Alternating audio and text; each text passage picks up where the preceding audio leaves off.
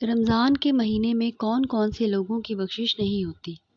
پیارے دوستوں، یہ کتنی بڑی بات ہے نا کہ رمضان جیسا مہینہ آئے اور پھر بھی کچھ لوگ اپنی بخشش کروانے سے محروم رہ جائیں۔ کون ایسا بدبخت ہوگا جو رمضان کے مہینے میں بھی اپنی بخشش نہ کروا سکے گا؟ اس بارے میں جان کر آپ کو واقعی حیرت کا جھٹکا لگے گا۔ رمضان کے فضائل سے متعلق ایک طویل حدیث میں 4 اشخاص کا ذکر ہے کہ ان کی رمضان میں بھی مغفرت نہیں ہوتی۔ سوچئے ذرا، کتنے بد نصیب ہیں یہ لوگ جنہوں نے رمضان کو پایا لیکن پھر بھی اپنی بخشش نہ کروا سکے۔ اس حوالے سے باقاعدہ ایک بڑی حدیث موجود ہے جس میں ان لوگوں کی نشانیاں بیان کی گئی ہیں۔ اسی لیے تمام مسلمانوں کو چاہیے کہ اگر ان کے اندر ان میں سے کوئی ایک بھی بات موجود ہو تو فوراً اسے ترک کر دیں اور اللہ سے توبہ کا سلسلہ شروع کریں تاکہ ان کی تمام عبادات قبول ہوں اور مغفرت کا سلسلہ بھی آسان ہو۔ اس حدیث کا ایک حصہ درج ذیل ہے جسے سننے کے بعد آپ جان جائیں گے کہ یہ 4 بدبخت کون سے لوگ ہیں۔ حق تعالی شانہ رمضان شریف میں روزانہ افطار کے وقت ایسے 10 لاکھ آدمیوں کو جہنم سے خلاصی مرحمت فرماتے ہیں جو جہنم کے مستحق ہو چکے ہوتے ہیں۔ اور جب رمضان کا آخری دن ہوتا ہے تو یکم رمضان سے آخری رمضان تک جس قدر لوگ جہنم سے آزاد کیے گئے ہوتے ہیں ان کے برابر اس ایک دن میں آزاد فرماتے ہیں۔ اور جس رات شب قدر ہوتی ہے تو اس رات حق تعالی شانہ حضرت جبرائیل علیہ السلام کو زمین پر اترنے کا حکم فرماتے ہیں۔ وہ فرشتوں کے ایک بڑے لشکر کے ساتھ زمین پر اترتے ہیں۔ ان کے ساتھ ایک سبز جھنڈا ہوتا ہے جس کو کعبہ کے اوپر کھڑا کرتے ہیں۔ حضرت جبرائیل علیہ السلام کے 100 بازو ہیں جن میں سے 2 بازو صرف اسی ایک رات میں کھولتے ہیں جن کو مشرق سے مغرب تک پھیلا دیتے ہیں۔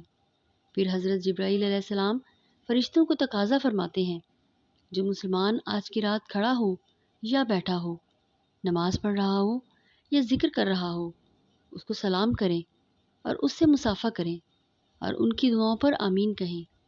صبح تک یہی حالت رہتی ہے۔ جب صبح ہو جاتی ہے تو حضرت جبرائیل علیہ السلام آواز دیتے ہیں، اے فرشتوں کی جماعت، اب کوچ کرو اور چلو۔ فرشتے حضرت جبرائیل سے پوچھتے ہیں، اللہ تعالیٰ نے احمد صلی اللہ علیہ وآلہ وسلم کی امت کے مومنوں کی حاجتوں اور ضرورتوں میں کیا معاملہ فرمایا؟ وہ کہتے ہیں، اللہ تعالیٰ نے ان پر توجہ فرمائی اور 4 اشخاص کے علاوہ سب کو معاف فرما دیا۔ صحابہ نے عرض کیا، وہ 4 شخص کون سے ہیں؟ حضور صلی اللہ علیہ وآلہ وسلم نے ارشاد فرمایا، نمبر 1 وہ شخص جو شراب کا عادی ہو، نمبر 2 دوسرا وہ شخص جو والدین کی نافرمانی کرنے والا ہو، نمبر 3 تیسرا وہ شخص جو قطع رحمی کرنے والا ہو اور ناتا توڑنے والا ہو، نمبر 4 چوتھا وہ شخص جو دل میں کینہ رکھنے والا ہو اور آپس میں قطع تعلق کرنے والا ہو۔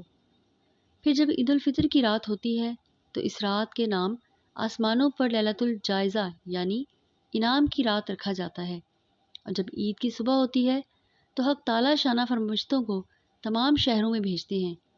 وہ زمین پر اتر کر تمام گلیوں اور راستوں کے سروں پر کھڑے ہو جاتے ہیں اور ایسی آواز سے کہ جس کو جنات اور انسانوں کے علاوہ ہر مخلوق سنتی ہے پکارتے ہیں، اے حضرت محمد صلی اللہ علیہ وآلہ وسلم کی امت، اس کریم رب کی درگاہ کی طرف چلو جو بہت زیادہ عطا فرمانے والا ہے اور بڑے سے بڑے قصور کو معاف فرمانے والا ہے۔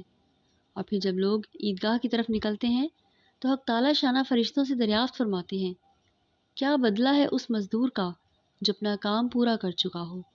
وہ عرض کرتے ہیں، اے ہمارے معبود اور ہمارے مالک، اس کا بدلہ یہی ہے کہ اس کی مزدوری اس کو پوری پوری دے دی جائے۔ تو حق تعالی شانہ ارشاد فرماتے ہیں، اے میرے فرشتوں، میں تمہیں گواہ بناتا ہوں کہ میں نے ان کو رمضان کے روزوں اور تراویح کے بدلہ میں اپنی رضا اور مغفرت عطا کر دی۔ اور بندوں سے خطاب فرما کر ارشاد ہوتا ہے، اے میرے بندو، مجھ سے مانگو، میری عزت کی قسم، میرے جلال کی قسم، آج کے دن اپنے اس اجتماع میں مجھ سے اپنی آخرت کے بارے میں جو سوال کرو گے میں پورا کروں گا، اور دنیا کے بارے میں جو سوال کرو گے اس میں تمہاری مصلحت دیکھوں گا۔ میری عزت کی قسم، جب تک تم میرا خیال رکھو گے میں تمہاری لغزشوں پر دستاری کرتا رہوں گا اور ان کو چھپاتا رہوں گا۔ میری عزت کی قسم اور میرے جلال کی قسم، میں تمہیں مجرموں اور کافروں کے سامنے ذلیل اور رسوا نہیں کروں گا۔ بس اب بخشے بخشائے اپنے گھروں کو لوٹ جاؤ، تم نے مجھے راضی کر دیا اور میں تم سے راضی ہو گیا۔ بس فرشتے اس اجر و ثواب کو دیکھ کر جو اس امت کو افطار یعنی عید الفطر کے دن ملتا ہے خوشیاں مناتے ہیں اور کھل جاتے ہیں۔ تو پیارے دوستو، یہ وہ 4 لوگ ہیں جن کی رمضان میں بخشش نہیں ہوتی، اس لیے انہیں رمضان کے آنے سے پہلے ہی اپنے اعمال پر نظر ثانی کر لینی سے چاہیے، اور اگر رمضان آ چکے ہیں تو انہیں چاہیے کہ اپنے ان معاملات پر توجہ اور توبہ استغفار کا سلسلہ شروع کریں، کیونکہ اللہ تعالیٰ کی ذات بہت رحیم اور کریم ہے۔ ایک دفعہ پھر ہم ان 4 لوگوں کے بارے میں آپ کو بتا دیتے ہیں تاکہ ذہن میں کوئی شک و شبہ باقی نہ رہے۔ ایک وہ شخص جو شراب کا عادی ہو، دوسرا وہ شخص جو والدین کی نافرمانی کرنے والا ہو، تیسرا وہ شخص جو قطع رحمی کرنے والا اور ناتا توڑنے والا ہو، چوتھا وہ شخص جو دل میں کینہ رکھنے والا ہو اور آپس میں قطع تعلق کرنے والا ہو۔ اللہ تعالیٰ ہم سب کی عبادتوں کو قبول فرمائے اور ہمیں ان بدبختوں میں شامل نہ کرے۔ آمین۔